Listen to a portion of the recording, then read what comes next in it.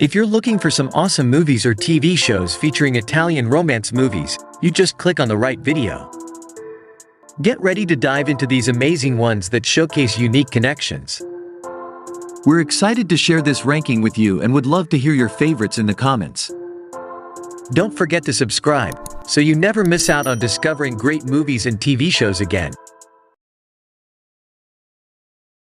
Number 1. I Am Love.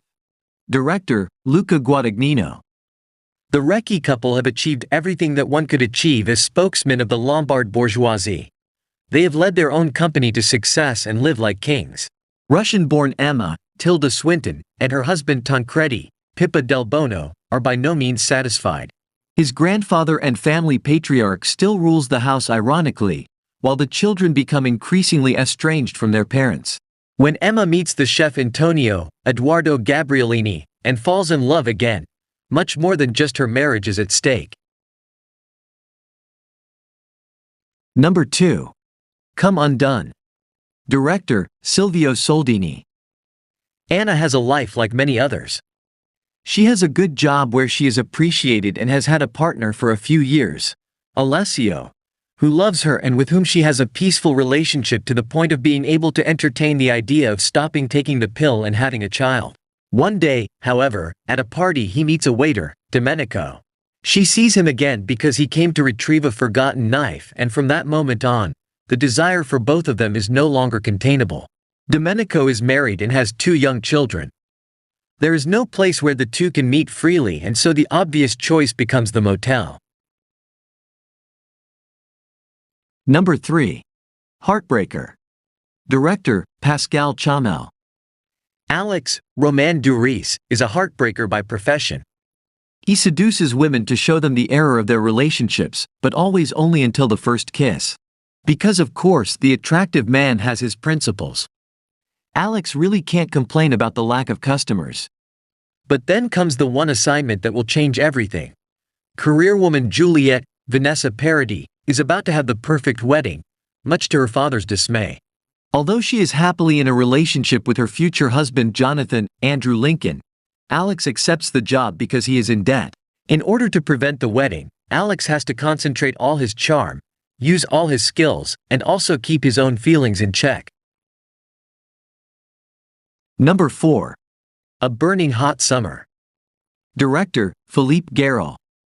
Paul, Jérôme Robart, and Frédéric, Louis Garrel, meet through a mutual friend. While Frédéric has a happy relationship with the beautiful actress Angélie, Monica Bellucci, Paul falls in love with the young extra Elizabeth, Céline Sallet, while filming a film.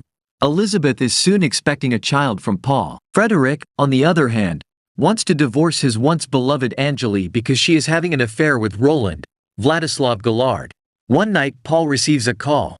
Frédéric has been in a terrible car accident. In the hospital, Frédéric confesses to his friend that the collision was not an accident. Life without Angélie seems unbearable to him.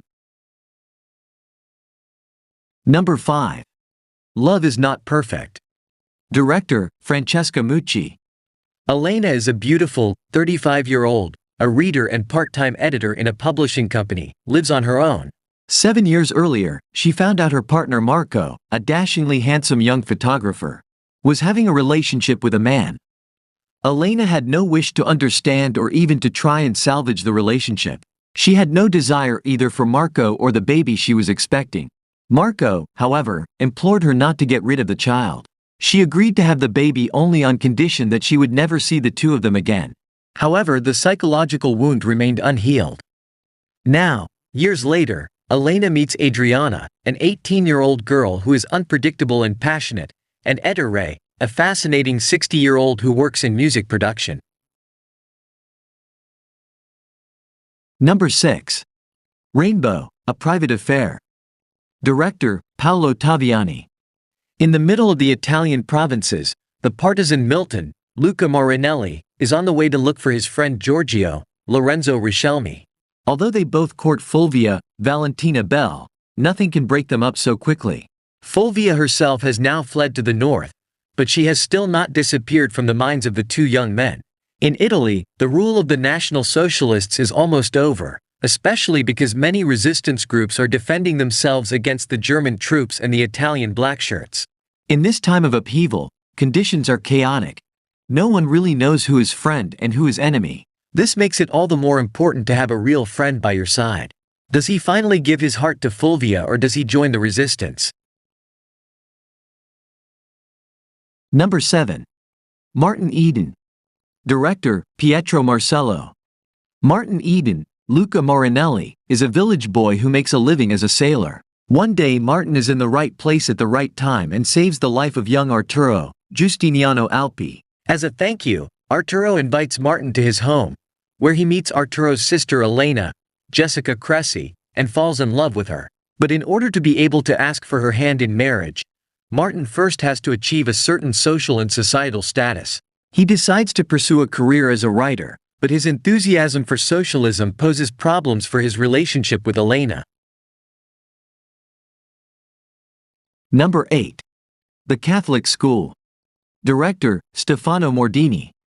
What were the 70s like in a certain city, a certain neighborhood, a certain school? Edoardo Albinati tried to tell it in a novel of over 1,000 pages, who in 1975 was a Roman teenager from a good family and attended a private high school in the Trieste district, an island of privilege where middle and upper-class parents sheltered their children of the political climate of the time. That year, some former students of the same school committed one of the most brutal crimes in Italian history, the Cercio massacre, and Albinati, in his novel River, winner of the 2016 Strega Prize, recounted that bad education capable of generating monsters.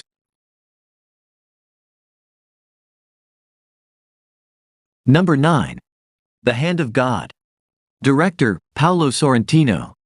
Fabio is one of the 3 children of Saverio and Maria, a couple from the good Neapolitan bourgeoisie, surrounded by neighbors, relatives and friends who share joy and family problems. A teenager uncertain about the future after a classical high school diploma yet to be achieved, Fabio is intimidated by women and in love with his Aunt Patrizia, of great sensuality and disturbing hallucinations. A domestic kaleidoscope revolves around him made up of maternal jokes and paternal jabs, of a brother who dreams of cinema and a sister who lives locked in the bathroom, plus the many characters who make up a Neapolitan theater that would make Eduardo envious. Number 10. 4 to Dinner. Director, Alessio Maria Federici.